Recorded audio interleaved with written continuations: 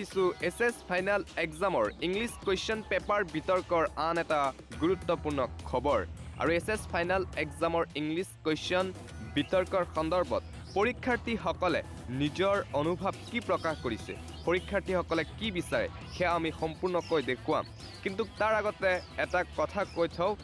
English question বিতৰ্কৰ সন্দৰ্ভত এতিয়ালৈকে অসম উচ্চতৰ মাধ্যমিক শিক্ষা সংসদ বা ৰণোজ পেগুৱে একো স্পষ্টীকৰণে দিয়া নাই আৰু ইংলিছ কুৱেশ্যন পেপাৰক লৈ এতিয়া ছাত্ৰ-ছাত্ৰীসকল মানসিকভাৱে ভাঙি পৰিছে ব্যাপক চিন্তাত পৰিছে ছাত্ৰ-ছাত্ৰীসকলে জিন্তু মণিনাথে লিখিছে কি হ'ব আমাৰ লাইফটো আমি ইফালে 5 মাহ সিলেবাস কমপ্লিট কৰি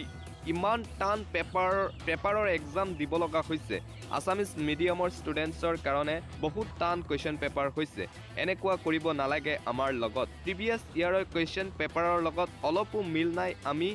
এইবাৰ ফাৰ্ষ্ট বোৰ্ড এক্সাম দিছোঁ প্ৰিভিয়াছ ইয়াৰ কুৱেশ্যন পেপাৰৰ লগত 20% হ'লেও মিল থাকিব লাগিছিল আমি ষ্টুডেণ্ট হে পণ্ডিত নহয় ভাবিছিলোঁ ইংলিছত লেটাৰ ল'ম বুলি কিন্তু এতিয়া 30 পাউনে নাই সেয়া ঠিক নাই Assam higher secondary education council আমাৰ কথা অলপ ভাবিবচোন আমাৰো এটা লাইফ আছে আমি SSLC বাতিল কৰি দিয়া নাছিলোঁ নহয় এইটো কোভিডৰ কাৰণেহে হৈছে আমিতো এক্সাম দিবৰ কাৰণে ৰেডি আছিলোঁ আমি কি ভুল কৰিলোঁ যাৰ কাৰণে আজি আমাৰ লগত এনেকুৱা কৰিছে মই অসমৰ সব ষ্টুডেণ্টছক কৈছোঁ তোমালোকে ভয় নকৰি একেলগে টুইটাৰত ট্ৰেণ্ডিং চলোৱা আৰু এনেদৰে নিজৰ মত প্ৰকাশ কৰিছে ছাত্ৰ-ছাত্ৰীসকলে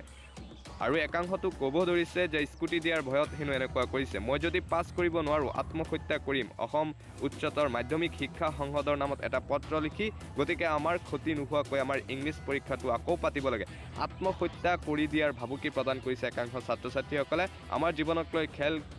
খেলা কৰি আছে এইবোৰ যোৱাকালি যি পৰীক্ষা হৈ গ'ল সেই পৰীক্ষাৰ প্ৰশ্নকাকত বিগত বৰ্ষৰ দৰে নহয় সম্পূৰ্ণ পৃথক আছামিজ খান্দি নামৰ ইউজাৰে লিখিছে এজন ছাত্ৰ দেশৰ ভৱিষ্যত আৰু আমাৰ ভৱিষ্যতৰ লগত খেলা খেলিছে চৰকাৰে সিহঁতে মাথো সিহঁতৰ দৰমহা পালে হ'ল ফ্ৰড কেইটা ষ্টুডেণ্টছৰ কেৰিয়াৰৰ লগত খেলা খেলিছে উই নিড জাষ্টিছ আৰু ছাত্ৰ-ছাত্ৰীসকলৰ জীৱনক লৈ খেলিছে বুলি অভিযোগ উত্থাপন কৰিছে একাংশ ছাত্ৰ-ছাত্ৰীসকলে ইংলিছত আমাক সকলোকে পাছ কৰি দিব লাগে দাবী জনাইছে মাইনা নাথ নামে ইউজাৰে লিখিছে প্ৰথম কুৱেশ্যন পেপাৰখন ইমান কঠিনকৈ দিছে বাকীবোৰ পৰীক্ষাৰ পেপাৰবোৰ বা আৰু কিমানকৈ দিয়ে মা দেউতাক আমাক লৈ বহুত সপোন দেখিছিল আমি এতিয়া কি কৰিম